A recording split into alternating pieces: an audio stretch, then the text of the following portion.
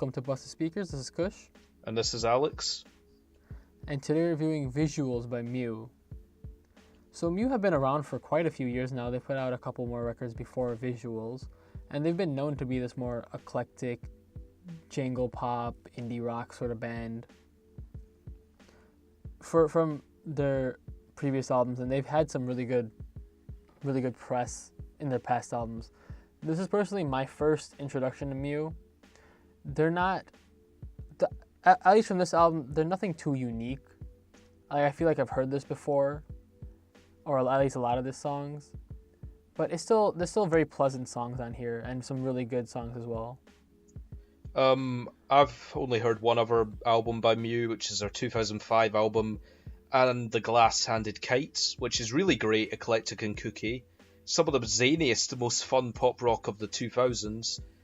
They do have a reputation for bad album covers, and just because that's like a big thing with them, what did you think of the album cover for this album? It was just weird. I was like, what is going on here? Yes, well, all of their other album covers are either that bad or like, oh my god, that looks terrible, what is going on? Like, the album I mentioned is literally the band, in a really badly edited way, eating each other's heads. That seems like great to me. But it's like edited in a really bad way, and it's like clipping through each other, so... let's get straight into the songs. Nothingness and No Regrets, the first song, is one of my favourites from this year, no doubt. I can't ask for more for any song. It was giving me a heavy magical music vibe from the beginning, and it's such a beautiful vocal melody. This is what I want the Flaming Lips to be doing nowadays, not the like really weird produced, grainy bad way melody, I don't even know, Oxy melody was. So, this maybe has the most perceptively accessible song the band has done before, but I love it. It's one of the like, we could have made it, I believe we faded, is one of the best hook refrains I've heard all year. I love this song, but even beyond words. Yeah, that first song was just right away a great opener, a really, really pleasant opener. That halfway it picks up and it gets really strong and powerful. Yeah. And I think probably one of the best openers for an album I've heard this year. It doesn't really maintain that steam all the way through the album. The second song is okay. It's not their best song, and his vocals do sound really good, but it seems like a very radio-friendly indie anthem rather than something like more eclectic and weird as like the first one. Yeah, the whole album is basically more radio-friendly than they're usually doing. That song you were mentioning, The Wake of Your Life, it almost sounds more like it's trying to be neo-prog or some like AOR synth-pop jam. But already, the differences in sound between track 1 and 2 are astounding to me. It isn't quite as mind-blowing as the first track, but it's still pretty solid and decent, and is more what I was expecting.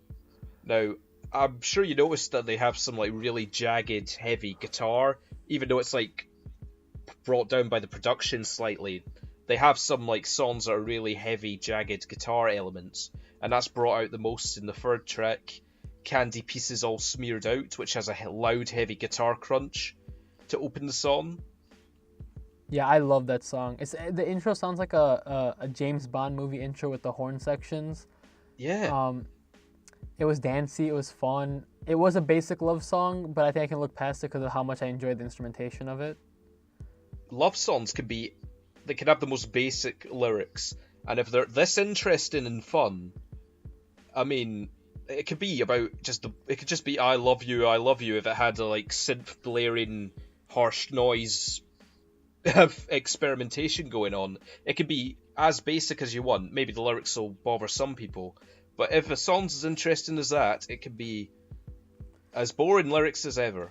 The only thing I wish for that song was that the guitar riffs were a bit more prominent and hard-hitting, because I do feel like the production kind of makes it all dissipate in a gooey mess. I don't know what you thought of the production, Kush. I don't know. I didn't see like a problem with the production of that song specifically. I actually kind of liked it with the guitars and the horn overlapping each other, so I didn't have a problem with that song. Another big song is Ay Ay Ay, which is... That was reminiscent of, well, I wouldn't say reminiscent of, but it reminded me of Revolution 9 off the Beatles' White Album. For some reason, it reminded me of U2, the guitar tone. That's a bit weird. Like, from 1987 in particular, that, like, the guitar tone sounds exactly the same as I still haven't found what I'm looking for. Just the guitar tone, everything else is really different and weird. Yeah, I think, well, the weirdest part about that song was the chorus with I, and it just keeps distorting it and changing the pitches and stuff like that. And that's almost like itself. Animal Collective. Do you know if that's like Animal Collective almost? Yeah, yes, I that was my second comparison. Yeah. I love Animal Collective, and so I kind of like this. This seems like a much more radio friendly Animal Collective sort of group. Yeah. This is like what they would have wanted to make after Merryweather Post Pavilion if they kept really poppy. Yeah, but it's not bad. It's definitely not bad though. Yeah. I loved so many songs on here. Another one, Twist Quest. I'm just loving how different these songs start, and this one's more rhythmically informed. Almost sounds like it has some like Mexican influence. There's some straight sax on this song too, which sounds lovely with the vocalist's high notes. Just another enjoyable and different song on here, I'd say. I liked Shoulders a lot with the more somber feel. It kind of changed up the sound a little bit in the album. It was rather depressing, but the chorus was just so fantastic on that song. I seem to like Mew more when they're batshit energetic crazy than slow songs like that, but I agree that I prefer the energetic, but this was a good change up, which I probably liked it more. I don't know, I was just wanting a straight... I say that, I did really like some of the other slower songs, because that's like the first really slow song. Like, the last two are quite slow as well, but still not bad. I just tend to prefer Mew with shit tons more energy, I guess. I did not like Zanzibar at all, though. That song was boring. That is literally 2 minutes of forgetfulness. This is like more of an interlude than anything else on that you could call an interlude. It sounds pleasant enough, but it's so tepid and short, I'd say. It felt like it was getting somewhere, and then the 2 minutes are up and it just never reached anything. Like, it developed all these sounds and it created these great scapes, and then it just never got anywhere, and it just ended right away, which is a big problem with that song because it's already so short, and it felt even shorter because of how it didn't have it didn't get anywhere. Yeah, but then Carry Me to Safety sounds the most like the Mew I've grown to know in their 2005 output. The way the vocals sound are phrased extremely similarly to the song on that album, Saviors of Jazz Ballet. And so it goes a lot better for a slower song than you'd hope for. And yeah, it's very enjoyable. I think the biggest takeaway for the other songs from this are that they're just kind of bland, generic indie pop songs. There are quite a few songs on here, like 3 or 4 songs that were just out of the park that I really enjoyed. But like Learn Our Crystals, for me, Twist Quest, 85 Videos were all kind of generic indie rock songs, indie pop songs. That's interesting because 85 Videos was the lead single. Maybe not the best choice. I mean, maybe because it's like generic indie pop that it's the most accessible. It's what's gonna gather the most attention from the general public. I'd say that was what they were thinking doing it. And there are some nice vocals on here. Every song has nice vocals. If you've got a good vocalist, he'll put good performances in. But maybe some of the nicest and rumbliest bass playing on the album too. But the chorus is pretty generally catchy, but it's in a way that any band could be catchy, not in a specific Mew way. Like, it's not like Candy Pieces All Smeared Out, which is insane in how catchy it is, or even I. It's not as crazy as they usually are, basically. And yeah, I have to say though, I don't know if you noticed the song "Learn Our Crystals" had some surf rock elements almost to it. I don't know if I caught that, but I definitely thought there was some like auto tune, like where it's the most noticeable. But it doesn't bother me. I don't know. I didn't get surf rock. That's a bit weird. I thought it was a bit more of a slow burner. Some of the trippiest vocal effects. I don't know. I wasn't really paying attention to the guitars on that song.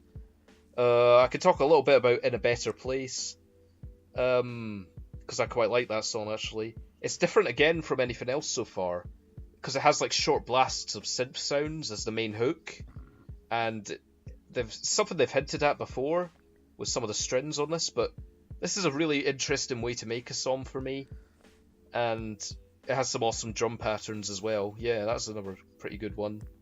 Overall, this record was still really good. The worst I can say, at some parts it was forgettable and bland, but it was nothing outright bad on this album. And at best, they had some really kooky, some really fun, some really interesting songs on here. So I think this is a good attempt to return to form, but I feel like they're not there yet to their old school better albums that they had. Alex, so what would you rate this album? I'll give it a 9. That's a bit out of nowhere, isn't it? But Yeah. but it is, honestly, I cannot stress how much I love the first 3 songs. I, Twist Quest, 85 Videos, Carry Me to Safety are all amazing songs that I can't find any fault in, and it's honestly one of the most enjoyable indie pop, progressive pop albums I've heard this year. Extremely inventive. It has their unique, childlike and gooey production, and some really great songs. Like, the first track is honestly 10 out of 10 from me. This is a must-listen from me. I've suddenly become a huge fan of the album. But, yeah. Yeah, so for me, this is a really good album. I don't think I enjoyed it as much as you did, mainly because I feel like some of the songs are more just overproduced and kind of bland. Yeah. But there are obviously some really good highlights to this album. I'm going to give it a 6.5 out of 10. Yeah. I mean, I can't stress enough how much like the first song, the third song, and just a couple more in there, it really just took me by surprise how great they were. Yeah, I'd say I had that exact same reaction, but just a few more than you. I think probably the best album opener of the year, because that was just incredible. Honestly, that's making me return to this more than anything else, just that open. Well, if that's it, then thanks for tuning to Busted Speakers. We hope you enjoyed this video. Make sure you like and subscribe. Let us know what you think about this album in the comments below. Check out some of our other videos, and check us out on social media.